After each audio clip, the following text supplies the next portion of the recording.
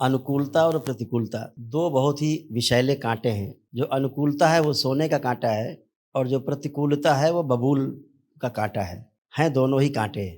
अनुकूल होता है तो अच्छा लगता है, सोने का है कोई बात नहीं, चुभ रहा है कोई बात नहीं, फिर भी पैसा नंबर 1 का है चाहे नंबर 2 का है अच्छा लग रहा है। लेकिन दूसरा दो नंबर 2 का पैसा तो कूड़े का ढेर है। ये बाद में पता लगता है जब आदमी कहीं फँसता है या आवश्यकता होती है। तो दोनों ही पेनफुल है। एक जो सोने का काँटा है वो भी चुभन देता है और ज़िंदगी भर हम सोने के काँटे बीनते रहते हैं। अभिलाषा रखते हैं कि हम अनुकूलता में जिएँ, भले ही कष्टकारी है, अनुकूलता में जीते रहें। खूब खाना है बाहर का, स्वाद ले करके, चाहे जहरीला भोजन है, खूब स्वाद लेकर के खाना है, अनुकूल है, लेकिन कालांतर में वो विष का काम करता है। ऐसे ही आपकी प्रतिकूलता है। किसी चीज़ को जो आपके अनुकूल नहीं है, उसे आप प्रतिकूल ही मानते हैं। जब शरीर में कोई रोग होते हैं और सर्जरी होनी होती है, सर्जरी है अच्छे के लिए कि आपके अंदर जो सिस्ट है, जो ट्यूमर्स हैं, वो बाहर निकाले जा सके, सड़े गले अंग बाहर निकाले जा सके, आपको बचाया जा सके। फिर भी सर्जरी स्वीकार नहीं होती है, अनुकूल नहीं लगती है, लेकिन फिर भी आप सर्जरी करा के अच्छा महसूस करते हैं। दरबार भी ऐसे ही सर्जरी करता है आपकी जो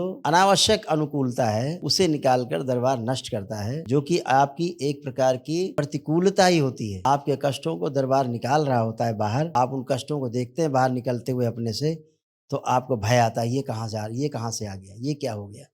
वो जा रहा होता है, वो नष्ट हो रहा होता है और इसके बाद फिर आप अच्छा महसूस करते हैं। ये व्यवस्था है। तो हमें ये समझना होगा कि जब ध्यान साधना का स्तर बढ़ता है, लेवल आपका अप होता जाता है, वैसे-वैसे आपके शरीर के जन्मों-जन्मों के जो कष्ट हैं, जो भोग हैं, वो निकलते हैं और नष्ट होते हैं, जिन्हें देखकर आप घबरा जाते हैं। घबराना नहीं है, दृष्टा भाव में स्थिर होना है, लिप्त हुए बगैर दूर से देखना है। उसमें अपना भाव नहीं जोड़ना है। आप जो भाव जोड़ेंगे उसी भाव से वो बढ़ करके और बड़ा हो जाएगा। इसलिए दृष्टा भाव से देखना है कि ये जा रहा है, जाने दो, हमसे कोई मतलब नहीं है। और ऐसा करने से आपकी अनुकूलता और प्रतिकूलता से आप बाहर आ जाते हो और आप निरंतर सुख की ओर गति करने लगते हो। तो कंटिन्यू हैप्पीनेस की ओर हमें बढ़ना है। जो हमारी सुख और दुःख की जो प्रणाली है, उससे बचने का एक ही उपाय है कि हम दृष्टा भाव में, साक्षी भाव में उन चीज़ों को सिर्फ देखते रहें। तो काँटा लगता है तो कष्ट होता है और जब काँटा बाहर निकाला जाता है कष्ट दूर करने के लिए तो भी कष्ट होता है। तो ध्यान साधना में जब आपके पास ऊर्जा बहुत होती है दरबार की, तो आपके भोग तेज़ी से कटते हैं। जो हज़ारों जन्मों में नहीं कटते, वो इसी जन्म में कट करके नष्ट होने के लिए